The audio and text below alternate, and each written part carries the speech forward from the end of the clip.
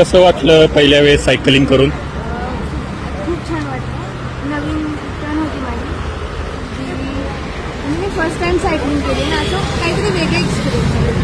मी actually ती सायकलही बघितली नव्हती. फर्स्ट टाइम मी सायकल बघून शॉकमध्ये आले. असं कसं असू शकतं का 2 स्टँड सायकल.